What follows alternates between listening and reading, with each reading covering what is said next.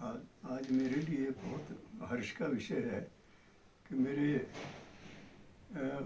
पहुंच के जो पुराने स्टूडेंट मोहन सिंह जी डोगरा मेरे घर आए। उनके साथ उनके सुपुत्र डॉक्टर सुरेंद्र डोगरा जी और उनके चाचा जी पवन जी, वो भी साथ हैं।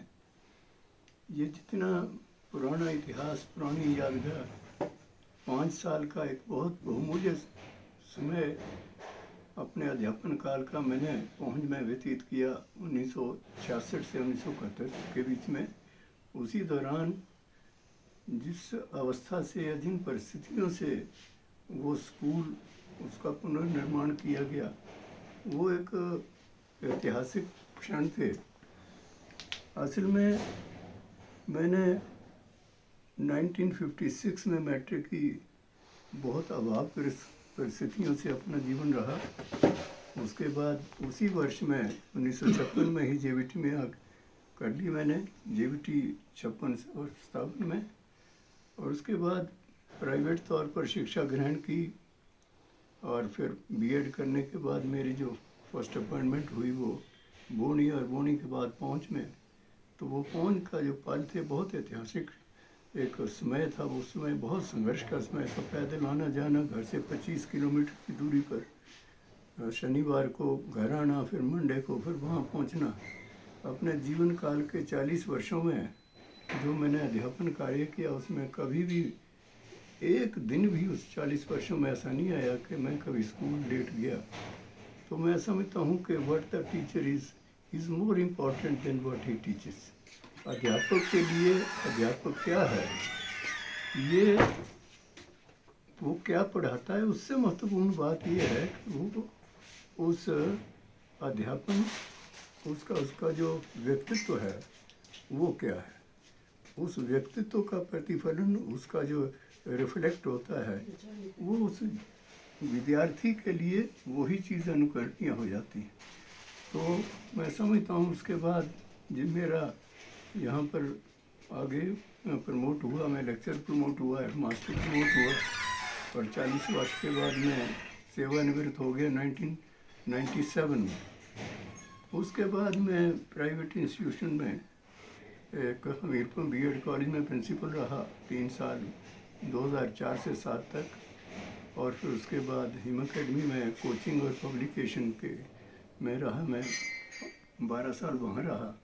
तो 15 साल का वो समय भी बहुत एक क्रिएटिव एक्टिविटीज़ में मेरा व्यतीत हुआ।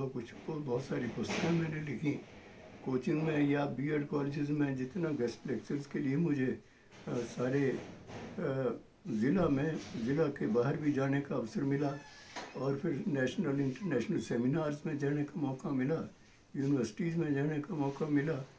तो अब जैसे मैं 2019 में मेरा हेड ब्रेन का ऑपरेशन हुआ जिसमें ट्यूमर था, उसके बाद एकदम मैं पैरालाइज हो गया, घर में रहा। लेकिन स्वस्थ होने पर अब मैं चलने फिरने की एक बहुत असुविधा है मेरे लिए, लेकिन घर में बैठकर ही मैं वो जो काम है हिम अकेडमी का भी तक वो जारी किए हुआ हूँ। मैंने देखा आज की परिस्थितियाँ बदल गई। अब नई एजुकेशन पॉलिसी आई, शिक्षा के क्षेत्र में अमूलचूल बहुत परिवर्तन हुए, पुराना सिस्टम ही सारा बदल गया। आज साक्षरता तो बहुत बढ़ गई। साक्षरता के हिसाब से 2011 की जनगणना में हमारे भारतवर्ष की जो साक्षरता की दर वो 74.04 हो गई। हिमाचल प्रदेश की उससे भी बेहतर 82.80 रही, और हमीरपुर उसमें सबसे अग्रणी है, उसमें 89.01 है। ये साक्षरता तो हो गई, लेकिन साक्षरता और शिक्षा का बहुत अंतर है। शिक्षा में जो सर्वांगीण विकास है, और ख़ासकर आज के प्रतियोगी युग में बच्चों का जो वो क्रिएटिव एक्टिविटीज़ है वो बहुत ज़रूरी है। उसके लिए बच्चों की समझ का विकास होना बहुत ज़रूरी है। वो जो रट्टे वाली चीज़ है, साक्षर होना ही पर्याप्त नहीं है।